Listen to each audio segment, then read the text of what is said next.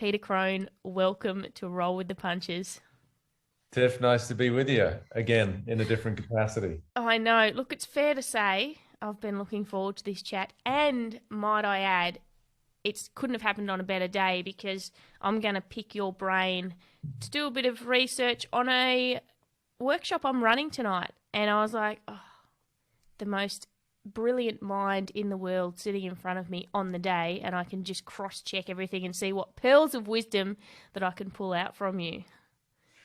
I think, well, first of all, if it's a sales workshop, you're already ahead of the game because calling me the greatest, the most brilliant mind on the planet, that's one way to get me to spill the pearls for your workshop. Do I get commission with this thing, or how does this work? Well, I appreciate the very flattering words. I will hopefully not disappoint your listeners.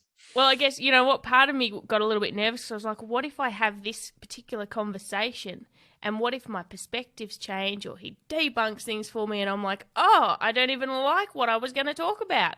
Anyway. And it would be a beautifully impromptu, authentic, presently created workshop, as opposed to something that's pre-scripted, which oftentimes comes across as a little bit dull and stagnant. So I never pre-script, which causes my mind a bit of chaos, but it's when I do workshops or I do speaking or I do any sort of thing like that, it is all kind of in the moment, off the cuff. And I learned really quickly that when I sit down to plan, no planning happens.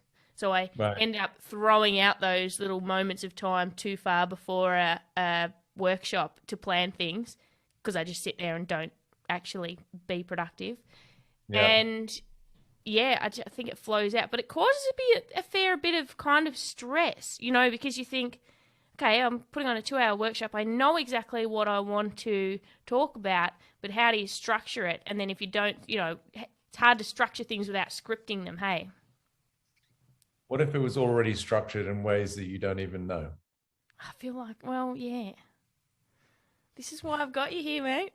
Well, it's not, but it's great that I have. Hey, It's an energy thing, right? Like, so the why that I pose a question is that you can perhaps feel into, like, if you knew that the workshop was in a way that you don't fully understand consciously already scripted, then what it elicits is energetically a form of relief and calm, which is the precursor to it flowing beautifully, do you see? So the way I pose questions is to create a reframe or a different context in which somebody would view something that previously might be associated with stress or fear.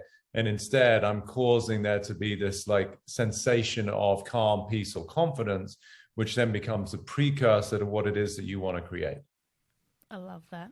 I want to tell my listeners that on your website, it states that, was Times Magazine or somebody's stated that meeting you is like meeting Buddha, Einstein, and Austin Powers all at once. And I want to add one to that. I want to add Brad Pitt to that. Wow, that's new. That's. When they're really missing one of the key components there. That's hysterical. I've never ever in my life heard that, and I'm not sure I warrant that sort of high the lofty association. I'm not sure what Brad would think about that, but that's very, very kind of you. I'll take the compliment with gratitude as opposed to deflect. But the other three, for sure, I can emulate in different ways. Definitely Austin Powers, baby. Yeah. I just had an episode recently with a Buddhist monk, and it's really, those conversations are some of my favorites. Like just being able to take concepts and look at them through a completely different lens of understanding and pull whatever we can out of it. Yeah. Why I loved it, and it was the Financial Times. Why I loved it, of course, at one level, I want to remain humble. It's beautiful for someone to sort of associate me with these different icons. But for me, it felt accurate in as much as, Buddha really represents the realm from which I speak, which is that boundless spiritual realm that, to me, I would assert is everybody's inherent nature, right? Then Einstein really is the sort of the practical version of the manifest world and being able to understand the principles of fundamental physics, which is another sort of joy of mine. Is I could be called a spiritual teacher or whatever, and it might seem very esoteric for people, but I'm super practical. I'm a guy's guy. And if someone's walking around in a perception of not being a good enough person, or that they're not enough somehow, then that has a cascade in the world of physics, right? If somebody's view of themselves is inadequacy, then it's physical law that it's going to be difficult for them to have a sense of confidence in the marketplace, or they're going to be the type of person who would attract a partner who belittles them or something. That's physics, right? Yeah. And then Austin Powers, because, you know, Pedro doesn't take shit too seriously. It's like, yeah, you got to have some fun, baby. Yeah. So anyway, so that's why I do love the quote. I haven't heard it for a while, but it's I felt it was at least speaking to the different tenets of my work, you know. Yeah, I love it. All right, tell me, my listeners, a little bit, for anyone that has been living under a rock and may not know who Peter Crone is. Tell me a little snapshot about yourself. I mean, based on what's going on in Australia, living under a rock might be a good idea right now. I have been. Sorry, boom, boom, that's terrible.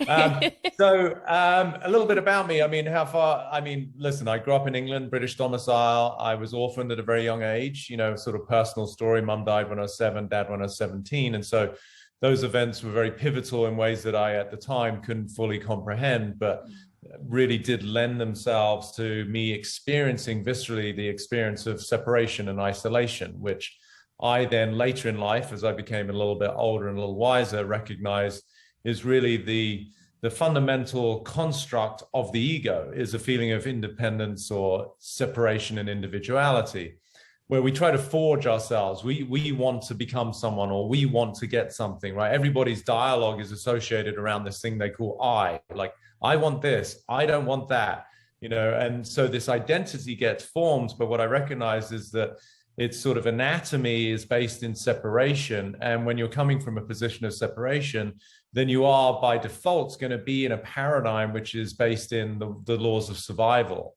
And so I had that at a very young age. As I said, at the time, I certainly wasn't mature enough to understand it. I was just in the feeling of sadness of being by myself and having no parents. But later on, it allowed me to have so much love and compassion and empathy for people when they're struggling with anxiety, depression, addiction, relationship problems, health problems, financial problems, whatever it is that people deal with. I was able to then really find resonance with the part of them that's fundamentally feeling alone and scared and hurt. And that gave me, I guess, the capacity for people to feel very safe with me. And they tell me pretty much anything. I could be sitting next to a stranger on an airplane, and they would get off the plane and go, wow, I'm not sure why I told you everything I told you. I've never told my spouse that, but 2, I feel so much better, you know? So that was early in my personal life. And then I went through a couple of different careers. When I first moved to the States, I worked in a bar. So that's something great on my resume. As a young 20-year-old, that's what you do, is, you know, you have one too many cocktails on the weekend and just try and make a buck to pay rent. And then I took a pretty big hyper speed jump into personal training for a couple of big celebs in LA, and traveled around the world with them for 5 years, keeping them looking pretty and svelte, you know, for their films.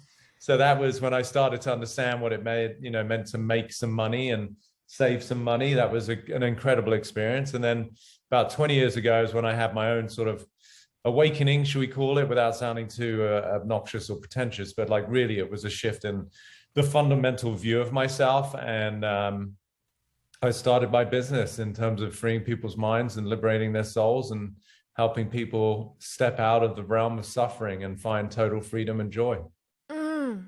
It's such a common, I mean, it was part of my journey too. It's such a common journey that people move from that place of physical training and personal training in the body into the mind. I find like it's a key component, really, isn't it? We get to know the body and we're all this outer stuff, but then we see deeper than that. Like for me, it happened in the boxing ring with a personal experience in boxing, that then I realised all this stuff underneath, all the stuff I was doing on a physical level was shifting all this stuff. And if you just look at it, you can see it coming out in other areas of your life, metaphorically. Yeah. Now I have to hear what happened in the boxing ring. You just took an uppercut and all of a sudden you saw the stars and like life was revealed for you. Oh, Peter, what a story. So I was 29 when I stepped in there. I was 29 and I did a corporate boxing challenge just to show off. I'd moved from Tassie, little country town in Tassie, to Melbourne to be a big girl, put my big girl pants on, and I was running rampant for years, doing, being a superstar. I jumped into this boxing ring and I did this fight and thought nothing of it, just thought I was again showing off, doing stuff that girls don't do. Yeah. And after a couple of years, stuff started, it piqued my interest. After a couple of years, I was like, why do I keep doing this? There's a lot of discomfort, confrontation. There's all the inner critic I don't think I'm good at. I've never done things that I didn't think I was good at. Now, I won the fights, but winning the experience isn't the same as thinking you're naturally good at it. I knew I was the worst person in the gym. I knew I didn't have talent. I was winning on something else. There was this duality of a voice that told me I was the worst, I was kind of embarrassed to be there and didn't deserve to be there, but there was this other voice that was driving me, that knew that I would win, that was undoubt that I was going to win those fights. But I'd also started bringing up memories of childhood trauma. And then I started Googling, what about an adult that went through this? Google, Dr. Google, is this all right? And, realised there was a lot of things resonating in the boxing ring that was coming as a direct result of trauma. There was a lot of, all those traits I thought were positive, this decisiveness, this bullish attitude, this ability to be so fiercely independent, to have the answers, all of this stuff. I was like, I've held on to that as really positive things. But what I realised is I think that they're just the result of running so fast from vulnerability, from attachment, from hurt, from all of the stuff, and then years of unraveling there. And you're in a corporate boxing ring, which is a beautiful metaphor, right? Like you're confined, you're in a ring, you're in a space, and you're fighting for your life, which goes back to what I said about the energy of survival. So without going into the details of your own childhood and where you got hurt, but the fact that you spoke to it, which is, we run away. Like pain and pleasure are really the greatest delineators in human behavior, right? We run away from pain and we run towards pleasure. And so when somebody's in a fundamental form of pain, which most people are, they have the myriad of forms of escape that, run the gamut from alcohol to marijuana to prescription drugs to sex to food to boxing rings, right? So whatever it is to, find some relief. So everybody's got their journey. And that's why I have so much sympathy and compassion for every human being on the planet, because in ways that we don't fully understand, everyone's carrying their cross. But I do want to go back, because you did address it, and I just as a professional listener, I want to make sure that we touch on what you mentioned, whether we go down that line or not, but like how starting in the physical realm, a lot of people in my industry, or certainly like it is a great access to start to understand somebody, for me to really comprehend what's involved physiologically, anatomically, biologically for people. It was a great point of access and entry into understanding, oh, wait a minute, this is sort of like a meat suit. And for sure, it is an extension of what's going on between the ears, emotionally and psychologically. But if we really want to have impact, certainly as it relates to health and vitality, then we got to get to those deeper programs, because you can do all of the stuff externally, exogenous products from good food, organics, supplements, vitamins, whatever it is that you have to do. But if you're in a state of woe and insecurity and inadequacy internally, then it's like you got one foot on the accelerator and one foot on the brake at the same time in a car, and shit's going to fall apart eventually. So the workshop that I'm running is on self-sabotage. But the area or the perspective that I'm looking at it from is, when I look at my own journey, I look at how I've evolved and changed, and then I look at all of the components that make us up and drive our behaviours.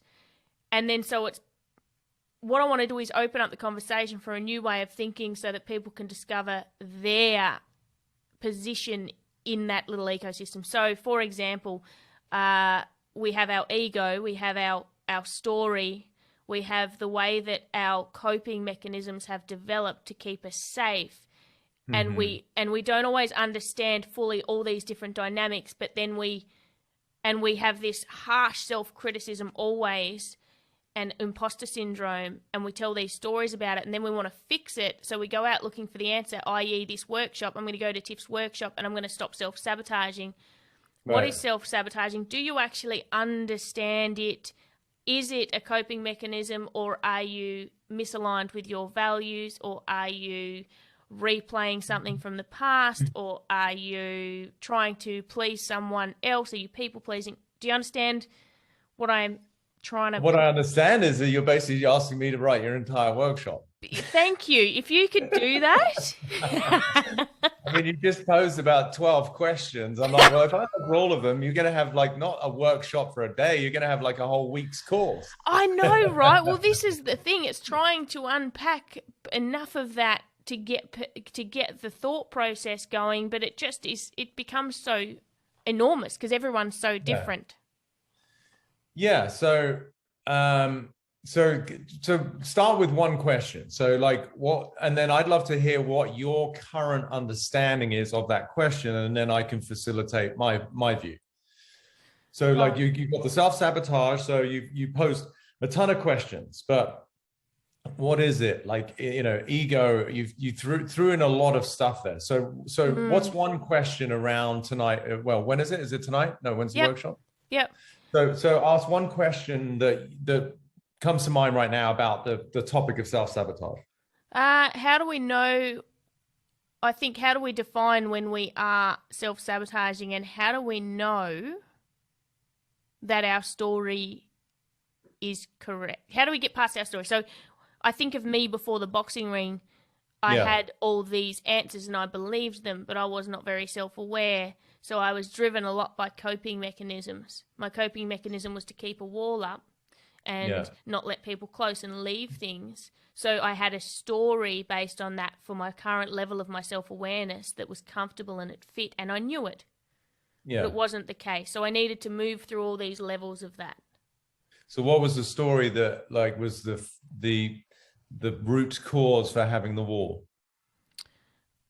I think that at the core of everything, and still is, abandonment or lot, that nothing will last forever and I will lose it. And or two things, that abandonment, and other is if things get close, if a relationship becomes close, if you get something close on that level, then you have to endure or give away something really precious or something you don't want to. You have to endure something. So it comes at a cost. Got it. So what if I told you that you already do it in the way that you speak? So you're talking to me, Peter Crone, I'm on the other side of this technical interaction, right? Like I'm Zoom one end of the computer and you're at your end. So you use you a lot. So you said you endure, you have to give something away, you lose something, but you're talking about yourself. Now, I know you're using it in the term of like one, like, oh, if one lost something, like as a general term, but that's a very safe way to speak. So it already shows me that that's self-protective in its nature. There's no responsibility there. There's no power there because you're speaking in the third person, or you're speaking like it's what I do.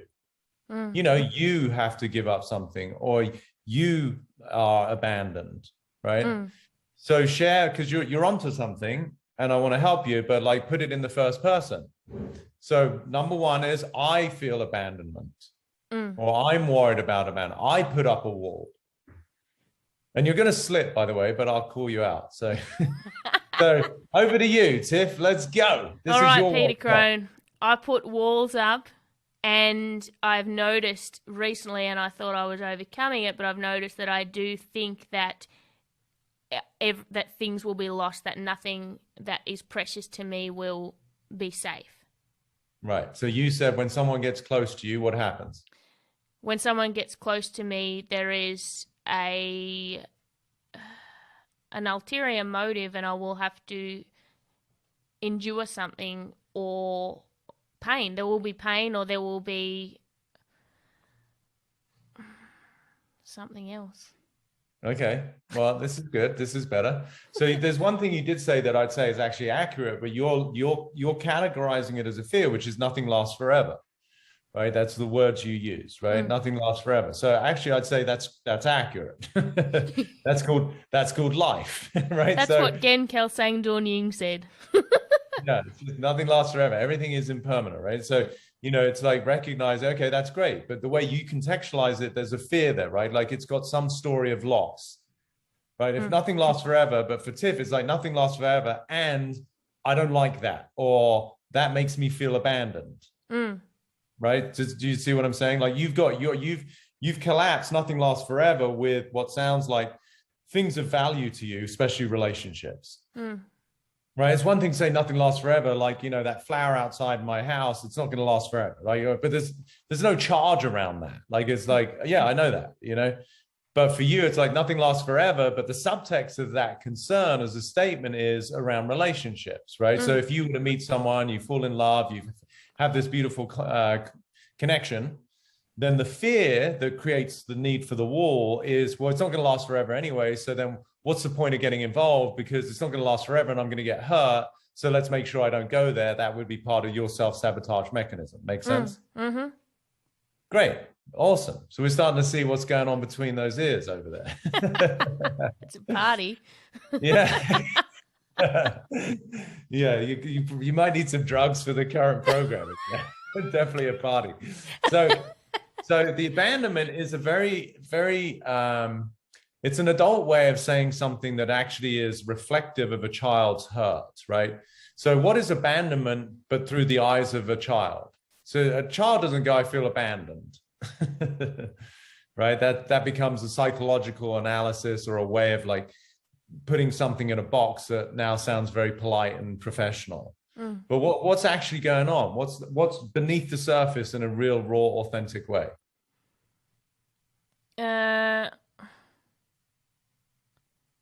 A lack of connection and support.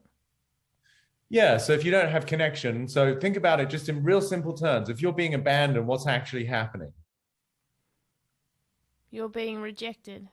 I'm not, but like, I'm being rejected. Yeah. It's so slippery, right? So now, so great. So that shows us another level, right? I'm being rejected. That's your interpretation. But what's actually happening? Like if I was there with you in a room, in a hotel, by a swimming pool, like I can't see rejection. I don't see rejection. What would I see? I don't know. Yes, you do. Gin and tonic in my hand? Yeah, that's when the party starts after the rejection and the abandonment. No, so just imagine, even if it's not you, if I see someone, like we're talking about relationships here, right? That's obviously pivotal for you. So you're with someone and then you're not with someone and then you're saying I'm rejected. But no, what happened if there's two people there? And then what would I see? If you're with someone, a lover, a husband, a boyfriend in a room, and then what has to happen before you experience rejection and abandonment? Acceptance. That they accept you first. Well, they apparently aren't accepting you because they leave, right? Okay. So what I would see is you're in a room with someone, you might have a tiff, no pun intended. You might have a bit of an argument or you're just upset. And then what I would see is somebody leaves. Yeah. See, it's so simple. So what happens is Tiff has fallen in love. She's got someone, and this, of course, is going to go back to your childhood. So it will be something to do with parents, which is where you felt the disconnect. But now you've got a big heart. You're a sweetheart. You want to have a, I don't know if you want to make a family or whatever, but you want to have companionship. So then you have someone, you meet someone, you fall in love. And then what I would see is they change their mind. They leave. They go somewhere else. They move to a different town. They go to a different apartment. Do you see? That's the physics. But then what Tiff's mind is, oh, I just got rejected or I got abandoned. No, they just moved to a different town. Do you see? It's like this was so powerful for me. Like for years, I had a story that I lost my parents and people were very sweet. It's like, it's tough. I was an only child, 7 with my mom, 17 with my dad. That's hard, right? But every time I kept hearing that narrative, it's like, oh, I'm sorry for your loss. I'm sorry for your loss. And before I knew it, I thought, I had a loss. But I didn't lose my parents. My parents died.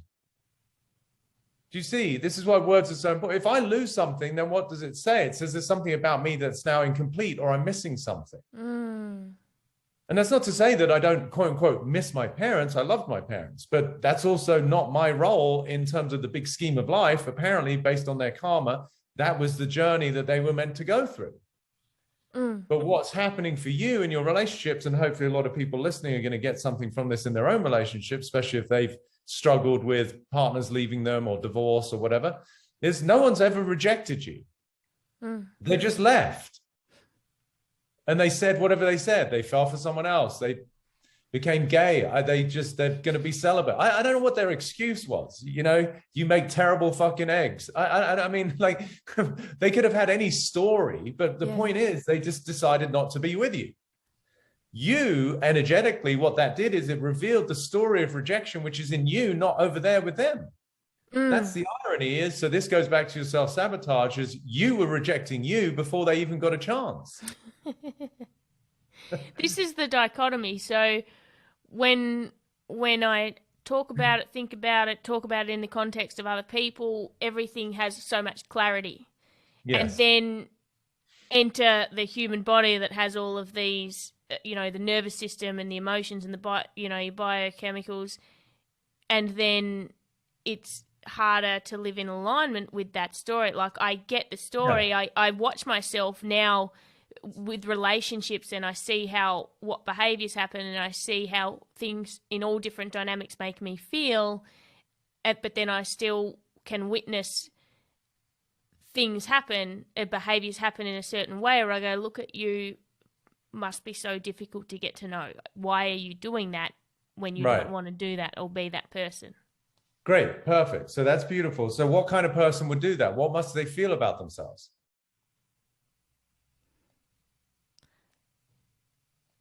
If it's difficult to get to know somebody, what must be going on inside of them?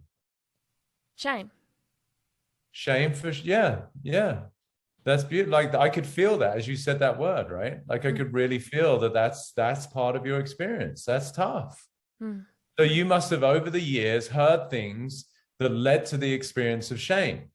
You did this wrong, you're an idiot, you're not pretty enough, you're not thin enough. I don't know what it is that you heard as a little girl, but you did stuff wrong. And fundamentally, what I hear more than anything was the fact that you weren't fundamentally loved for who you were. Not even accepted by the guest, but if I were to guess, there's the continuum, right? Love is like fully embraced for who you are. And if this is tough, I appreciate you, I can see stuff behind the eyes there. It's okay, you're doing great. But that's tough for a little girl, right? What have you heard from mom or dad? And then beyond that, friends, bullies, boyfriends, but there was this continual, I'm guessing, story narrative that you developed that somehow who you are is, in your terminology, rejected. Yeah? Yep. Is there anything that comes to mind as one thing that kind of stung a little bit, or one event that happened that really was close to the bone in this arena of feeling rejected? Something mum, dad said?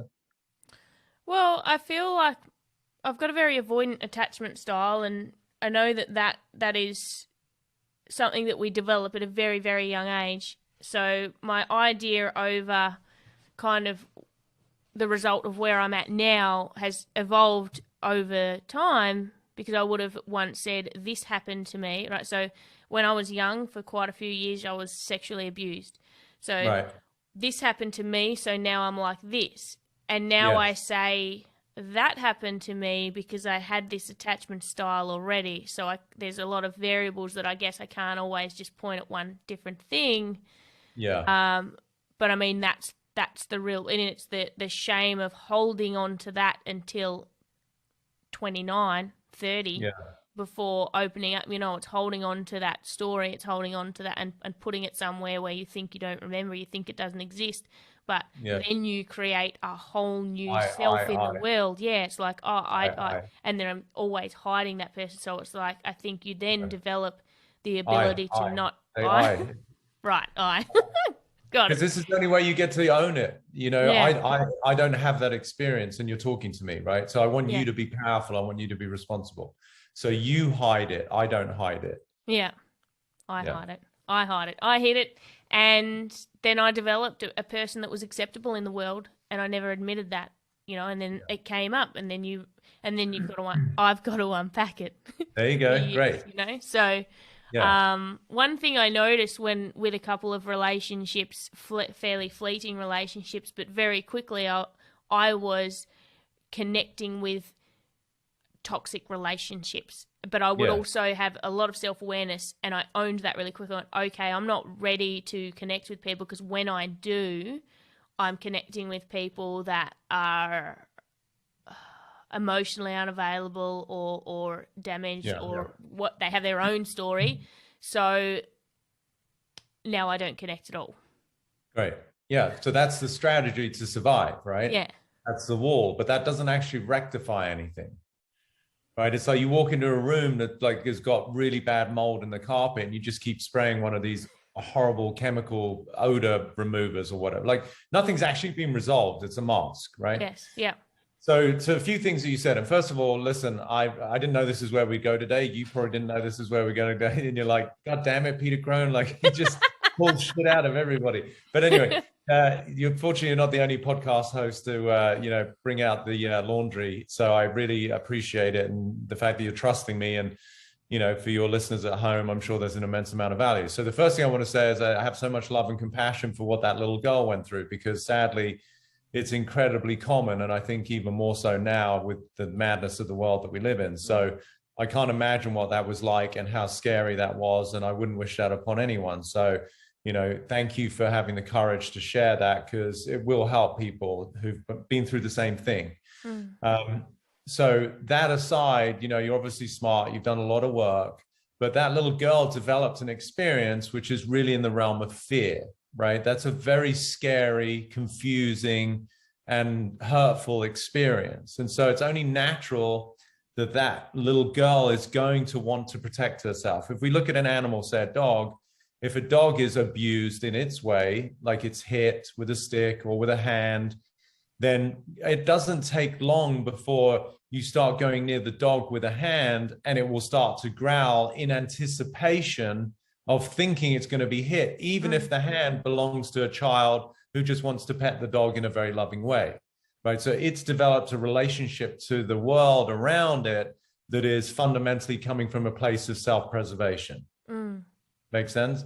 So you've got your version of growling. It's just you're a sweetheart. You're not like somebody who's overtly angry or a bitch. So the way you do it is like, I'd rather remove myself and hide, as opposed to being, out there and super aggressive to protect, right? So we can respond to trauma in different ways. Most people tend to go into withdrawal and self-sabotage, to your point about your workshop.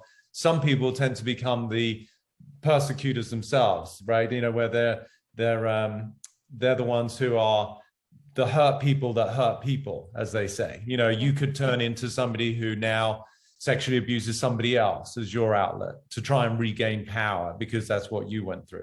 Yeah. So anyway, the point is, as it relates to where we started this, again, without going into details of what you had to endure, is that it's only natural that you developed, as you said, shame. Like that maybe kids tend to take it on like it's their fault, or they did something wrong, or there's something wrong with them. Now, just as I said, in a relationship, if you're with somebody, you weren't rejected, somebody left. Now, I'm not denying that you were sexually abused, like I get it. But what I want you to understand is whatever story you made up about yourself because of that event, that's not a truth. The shame as a feeling is a byproduct of the narrative of something like, I'm worthless, nobody wants me, I'm not safe, something in that realm. Right? Can you see that a child who's being abused like that, whether it's sexually, emotionally, physically, they fundamentally feel they're not wanted. Now, in your case, I don't know who the person was. We don't have to get into it. But maybe the way that you related to that experience is that you weren't wanted by your own folks because they let this happen. Again, that's an extrapolation of mine. I'm not saying it's accurate. But where maybe you felt that you weren't safe because of what happened. Right. And so if the way that you relate to your environment and other people, and I'm guessing it was a man, and especially to men, therefore, is that you're not safe. So if that's the way you relate to life, then you have to, as you said, attract these men who were emotionally unavailable or who were toxic. What I want you to understand, so that you can be powerful, it's not that they're emotionally unavailable or toxic. It's that's the way you relate to life. Right. Because it's really a mirror. You don't step in front of the mirror in the morning when you go to wash your face and you see like a 6 foot black man, right? Like that's not what you see energetically. The same is true in life, right? Mm-hmm. So the resonance that you carry as a woman who feels that she's not attractive, not wanted, not safe, you have to attract the circumstances and the people to mirror that. Now, you've done a good job of protecting yourself, but what I want for you, and hopefully you want, and I'm assuming you want for you, is to be able to attract, if it is what you want, a partner who sees you, who loves you, who adores you, who reveres you, right? But that's only going to happen when you do that for you. Mm. So if we just take one arena that I feel would be prevalent there for you, that little girl who feels that, like, and because you've used the word rejected, let's look at what that could mean in terms of a story. Rejection is the byproduct, how you feel, but because of the story. And so what is the story? If someone feels rejected, what is life saying to that person? Or what is somebody saying to the person who's rejected? That they're not what? Not needed anymore. Yeah, not needed, not wanted, not loved. Which of those resonates with you the most? What was your experience? That you weren't wanted, you weren't needed, or you weren't loved? Well, I feel like needed. It has more resonance. Okay, so you weren't needed. It feels very I have this. Relationships feel like they are based on very transactional things to me. Okay, got it.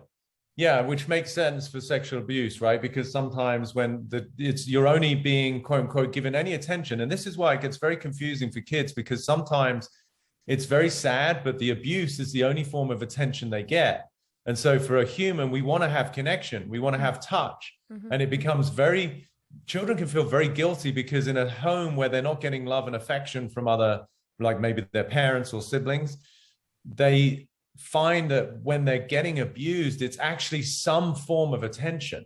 And we can see this so often where people become, very sexually oriented, meaning like that's the way that they get value. You look at Instagram. I mean, it's like how many of these people, and again, it's a huge broad stroke I'm making, I'm not saying it's accurate, but how many of these people who are using their appearance, whether it's their butt, their boobs or whatever, to try and garner attention, I wonder how many of those, that was the way that they got some sense of attention and perceived self-worth, right? So you could see yourself as being discarded when you were quote unquote no longer needed, and maybe in that capacity. Again, it would take longer to break it all down properly, but you're smart, so hopefully you get something from this. So maybe there came a time where you got older, or you got a boyfriend, or I don't know what happened, but you were no longer needed. So let's look at that. When you feel not needed, or there's the potential for that, right? That's the real fear, is that there's going to come a point, to use your term, that nothing lasts forever, where Tiff is no longer going to be needed. She served her purpose. How does that leave you feeling? Like getting out before it happens. Well, that's the way you do it, right? That's the way you survive. Yeah. But that's not how you feel. That's how you survive. If you're only needed for as long as you're needed and then you're discarded, how does that leave you feeling? Sad. It's very sad, isn't it? What else? Worthless. Totally worthless. Yeah. I mean, and that's a polite way of saying it, right? A piece of trash, like whatever. But that kind of gets close to the bone, right? You're just trash, at one level. That could be part of your dialogue. Now, you don't walk around saying that, but that could be part of your energetic feeling, right? So then you're going to attract someone, like you said, emotionally unavailable, toxic relationship. Well, that's a perfect mirror for somebody whose fundamental view of themselves is that they're worthless, they're not wanted, they're going to be discarded at some point like a piece of trash anyway. Sad, lonely, worthless. It's also incredibly exhausting, because at one level, you're obviously not that at all, right? This is where I'm going to take you. So you're trying on the surface to be what I would guess is a loving, caring, thoughtful, attentive girlfriend, doing all the things that a loving girlfriend would do, but yet never quite getting what you feel you need or deserve. Right? Which is also where a lot of women become, quote unquote, I don't want to use, I'm trying to think of a polite way of saying it, but like, they become submissive, sexually submissive for their partner, because that's where they think that maybe they'll get some sort of appreciation or acknowledgement. Yeah, I noticed in really early days in relationships that I was trying to be what would be seen by everybody else as a great girlfriend, and it was accommodating, and it was just painting this picture, and there was zero acknowledgement of any of my own needs, and it took a while, and then there was the kind of the transition into going, oh, that's not really cool. You shouldn't do that. Yeah, beautiful. Like, you have needs, and that's not okay. Yeah, good. But that was not so much that you were trying to be the perfect girlfriend. That was you compensating for the belief that you weren't worthy anyway. Yeah. So it's a compensation pattern. Yeah. It looks like we're doing it for the other person or society, for society to like us or our boss to accept it. No, what you're actually doing is reinforcing a deeper belief that you don't have inherent value. That's a crock of shit. Self-worth doesn't go anywhere. Like, your value is no different than mine or anyone else on the planet. You just have a story on top of it that hides that. Yeah. And so what I'm doing today, again, unbeknownst to me, I'm loving this. And again, I hope it brings you a lot of value, and for your listeners, is to tap into, reawaken, and to help you connect with your insanely beautiful inherent value. And then you have a horrible story, which has got all the evidence for. That no one's going to begrudge you having a feeling of self-worth, worthlessness because of what you went through. You can understand it. It's just not a truth. Yes. So if we just look at that expression of "I'm not needed," we already seen that how you feel in that is like sad. You feel worthless. It's lonely, right? That's the world that you live in, and then you basically manage it as best as you can, right? Like be a perfect girlfriend or shut people out, end relationships before they start. That's all a extension of somebody who feels fundamentally they're not needed, right? Now, so where were you born? What major city? Where were you? The major city of Devonport, Tasmania. Okay, Tasmania. Okay, so Tassie. So if I were to cut you open, you can only say yes or no. If I was going to say that Tiff, born in Tasmania, she's not needed, am I going to find a manufacturing label like that inside of you? No. It's pretty dumb, isn't it? Yet it freaking rules your life. Right? Yeah. So there's no manufacturing label. So then where does it exist? Because it is part of your reality. Where does it exist? In the mind. In your mind, right? Perfect. And what's its format? I'm not needed. What's it made up of? Feelings. No, that's a byproduct of the story. I'm not needed. What am I doing? I'm not needed. Speaking. So what is it made up of? Words. So get this. This is a crazy thing. You've been living in a cage made up of words. Isn't that insane? So there's no so I just want to finish this because this is powerful for you, right? And I'm not going to let you off the hook here because I want you to be free. So there's no manufacturing label that says you're not needed, right? So it's in your mind. What's its format? Words. It's called Tiff believes, and it's beyond a belief. It's even deeper, that who she is not needed. And you can really resonate with that. Hopefully everyone listening, I get it. I can see how you protect yourself. You sabotage relationships. You don't start relationships. You feel worthless. You know, you even end up in a boxing ring where you're trying to prove yourself to get some worth, right? All of the things, I can see how that drives your life, right? But if it's in your mind and it's just in language, I'm not needed, is it, and you can only say yes or no, is it an absolute truth that who you are is not needed? No. It's not at all. It's not. I couldn't be having this fucking conversation if you weren't there. I need you. Right? Now, just sit with me. So in the absence, just listen. In the absence of that conversation, it's just a conversation that has completely defined you until this moment, hopefully. If it's just something that you've been saying as a form of programming, I'm not needed, and we know the horrible place that it is to live in there, but you just said it's not a truth. So in the absence of that, if Tiff could not relate to herself as she's not needed, that's gone. Like that's not how you relate to yourself. How would you feel?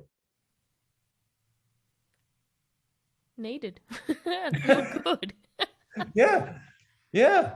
You'd certainly give it, I mean, shit, there'd certainly be an opportunity, like an absolute chance of you actually being met with somebody, by somebody, for somebody. Like, you're not hidden behind this sort of invisible cage wall that you lived in. And then it's, guess what? If someone chooses to date you and then they don't, it just means they choose not to date you. It doesn't mean that you're not needed. It's like, okay, there's something better for me or something better for them and better for both of us. That's fine.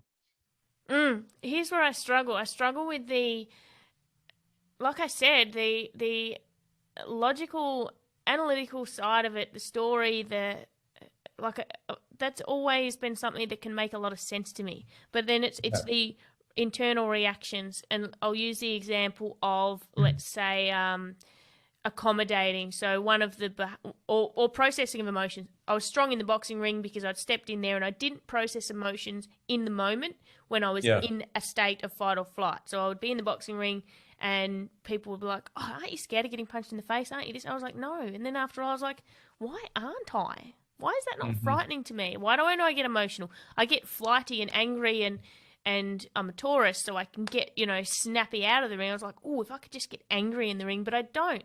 In that environment, everything is shut down. And then I realized that when it comes to any sort of confrontation or expectation, it could be, let's just talk about it in a work process. A boss comes up to me, they say, "We'd like to change this and do this, this, this." So I'm like, yep, cool. 3 days later, that would process, and my real feeling about that situation would be like, "Oh, I wish I didn't agree to that." But my thing is, when someone stands in front of me, yes, whatever, I don't have needs, yes. So there's this emotional processing that doesn't match it's not happening at the same time as my mental processing, and that for me is the disconnect, and that is the challenge between understanding where self-sabotage sits, what self-sabotage is the story, yet hasn't met with the reality or the feeling. No, I get it. So again, this ties back to your experience, right? How would you delineate that? Like, how would you describe, so beyond that, forget about yourself. Imagine a kid, and it doesn't have to be sexual abuse. It's such obviously a disgusting and abhorrent thing for anyone to go through. But if a kid is being held down in whatever regard, they're being punished, they're being hit, they're being sexually abused, how does the kid feel relative to a powerful adult or a strong adult? Powerless. Totally powerless, right? So that's what I hear in the way that you describe everything, is that in the boxing ring, when the boss says this, when there's confrontation of any kind, what happens is you go back into that freeze mode. There's fight, flight, or freeze. So for when you were a little girl and you're being pinned or whatever was happening, you have no chance. It's why it's so disgusting that with its animals or children, like that somebody who is clearly mature, more strong, is taking advantage of somebody who is by design powerless. But what I hear in what you're saying is that's still there when your brain perceives a potential threat. It's not a real threat, it's potential. Your boss says something, or you feel that you're in trouble, or you did something wrong, then your brain immediately goes to the position of basically being numb and checking out. That's the only way you got to survive those moments as a kid. You couldn't be present for something as horrific as that. So you learn to check out. Make sense? So that was the only way. You did the right thing as a child, but now you're a strong woman who's smart, who's articulate, who's caring, who's loving. And now it's going to take a bit of practice for you to realize, wait, I don't have to check out. I can be fully present with this moment, and my needs matter, and I can speak up if it's not something that I want to do. You've just learned the behavior of submission. You've learned to numb yourself to protect yourself. Again, no one's going to begrudge you that. It's okay. But it completely cuts you off from life. And then, as you said, a few days later, when it sinks in, you're like, wait, what did I just agree to? Or what did I just say? And it's like, shit, I don't want to do that. Well, now it's like, it's the after effect, right? Like you had to survive, you check out. I mean, it's like people in war fields, like they would lie on the floor just pretending to be dead to survive, whatever people had to do to get through horrific events in life. So likewise, you're quote unquote pretending to be energetically dead just to survive.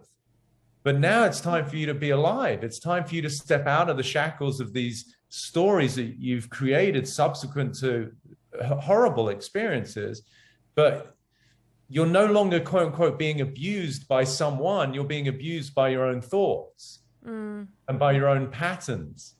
And you don't need to. You're extraordinary. You're powerful, and you're needed. That's a truth as far as I'm concerned. You've been living in the lie, which leaves you completely vacant whenever you feel any kind of confrontation, and self-sabotaging when it comes to something that means something to you. You become, quote unquote, comfortable in the discomfort of how you survived some traumatic events. So is it true, yes or no, that right now with me that you're powerless? No. No, so fucking put those mitts up and duke them, knock them out, kid. If it's a no, it's a no. Do you see that? That's different though, isn't it? Yeah. Is it true that you're not needed?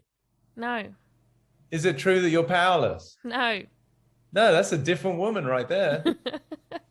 You feel that? Yeah. Yeah, you can say no, you can create whatever you want. You're extraordinary.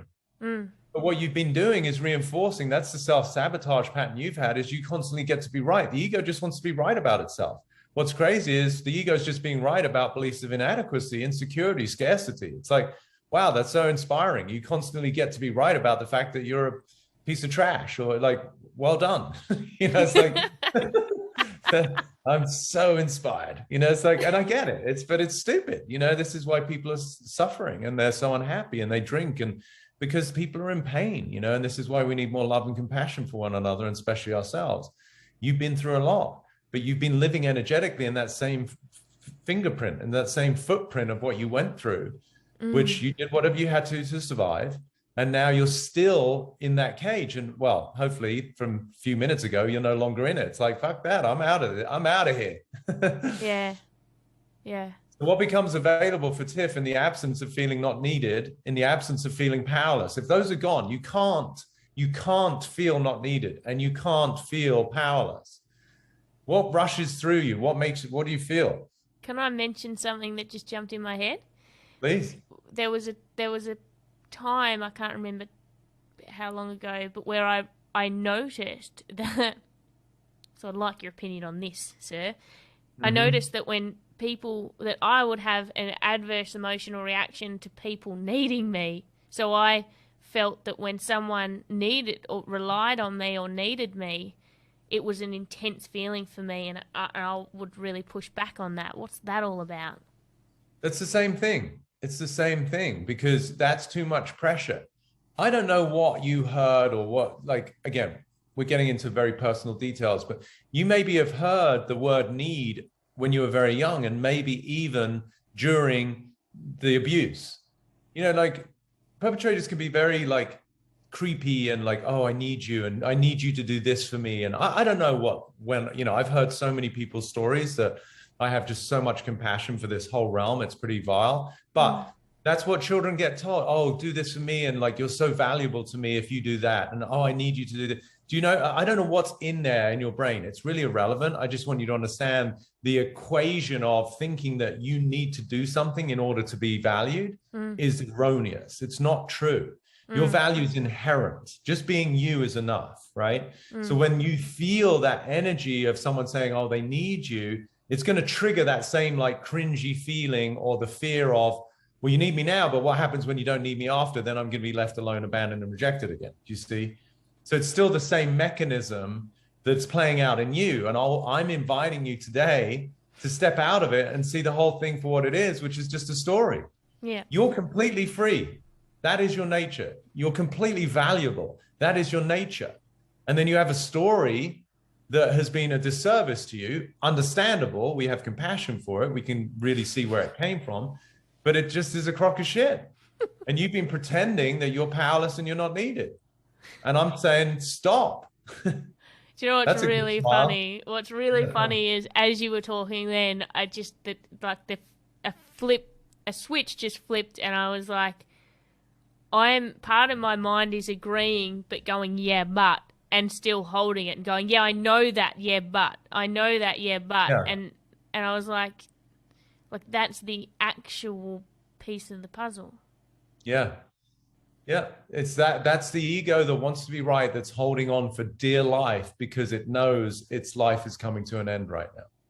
So there's that part of me that intellectually understood it and understands it, but still wouldn't let it go, because I would put that blame onto another component of myself. Oh yeah, I understand that in my mind, but ABC.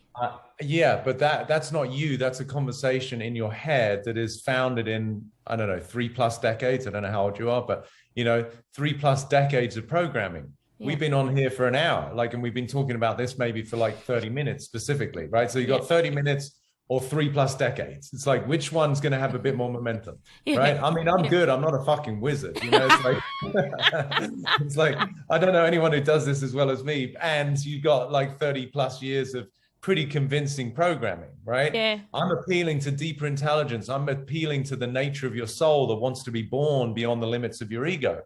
You want to be free. And yeah, your ego wants to sabotage and say, no, don't go there. That's scary. That's all your history. It's just confirming the things that you've known for so long. And I'm inviting you to step into literally a new world where you're no longer at the mercy of a story that's got nothing to do with today. That's an entirely different human being. One last question. Yeah. Can I walk away from this conversation and leave shame behind? You answer the question for me. Well, you can, yes. Emphatically, yes. If you understand what shame is. Shame is the byproduct of thinking that there's something you did wrong or there's something wrong with you. And if you understand that neither of those statements are truth, where am I going to find there's something wrong with you other than what you say about yourself? And where am I going to find that you did something wrong other than the way you described an event that you were a part of? So in the absence of both of those, so is there anything wrong with you? No. Great. No shame there then. No, that doesn't mean that everyone on the fucking planet loves you. I mean, I don't know. They're going to have whatever. Like, there's plenty of people that aren't going to love Peter Crone. It's like, so what? Like, it's like, I don't need to hang out with, be friends with, date, or work with 8 billion people. It's like, my schedule's already way too busy, right? It's like, thank God not everybody wants to hang out with me, right? So then secondly, now this is a much tougher question. Have you ever done anything wrong? Of course. Okay, well then you're going to have shame.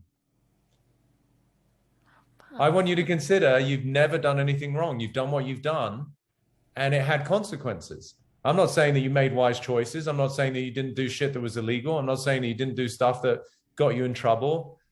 But I want you to consider the construct of wrong is the subjective conversation. Now, it gets deep, right? Because we could say that whoever it was that did whatever they did to when you were a kid, like that's a very deep one to be able to say, well, it wasn't wrong. It is fucking disgusting as far as I'm concerned. But if you understood who that person was and what they went through and what their trauma is and why they're conditioned to do things like that, then it doesn't make it right, but you have some sense of understanding. And even deeper, at some level, it was your karma to go through that experience, if only to have this conversation today so that you could break free and maybe for the first time ever in your life experience what it means to be outside of the constructs and the confinement of your own ego. If you hadn't gone through that, would you really get to witness true freedom? Do you see? So we could justify it anyway. What I want you to fundamentally understand is it's not wrong, it's just what happened. And that's a very difficult conversation for people to understand. I'm not condoning abhorrent behavior. People rape children, people beat animals, people kill people. None of that I'm saying is okay. I'm not saying because it's not wrong, it's right. No, I'm getting beyond the whole world of wrong and right, period. And it's just physics. This goes back to the Einstein part. It's not wrong for someone to do heroin, but there's consequences, right? And if you understood that they were from a single parent family with a dad in prison and their mum was a crack addict and they joined a gang and the only way they survived was they had to steal and they eventually got into drugs. And like, it's like, oh, okay, now I have sympathy for the person. They're not a bad person. You see, it changes the whole way that we view humans. We start to come from a lot more compassion and understanding versus just judgment. But for a kid, you always hear, right? Like as kids, you did this wrong, this is bad, you did it. And then a child thinks there's something wrong with them. And therefore shame does exist. But in order to mitigate and completely get rid of shame, you've got to be fully responsible for the fact that you've done what you've done and you've not done what you haven't done. And there's always been the consequences of either, right? I drove my dad's car when I was 15, a story I share. I backed it out of the garage because he was starting to teach me how to drive. And I thought, because I'm a 15-year-old, it would be smart to just try and back it out. And then I'd put it back in the garage, right? What I did was I backed it out too far and I knocked down the fucking garden wall, right? So was that wrong? Or no, that was perfectly in tune with a stupid 15-year-old who's curious, who's excited, who wants to learn how to drive a car.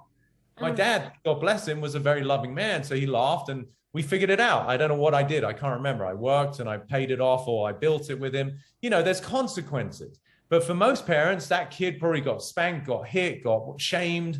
You know, thankfully, I was raised by a loving father. But that's appropriate for a 15-year-old, just like a 3-year-old. If they've got a crayon, they're going to mark your wall. To scream at a 3-year-old who's like doing this piece of Picasso on the fucking new white wall in the living room, it's totally pointless. That's exactly what a child should do, right? So you start to understand people are where they're at based on the conditioning and the awareness that they have, and you start to have a little bit more love and compassion for people. It doesn't mean that what they're doing is to be condoned. I think that what's going on in the world from these tyrants, especially where you are, you know, like in Melbourne, and like it's insanity.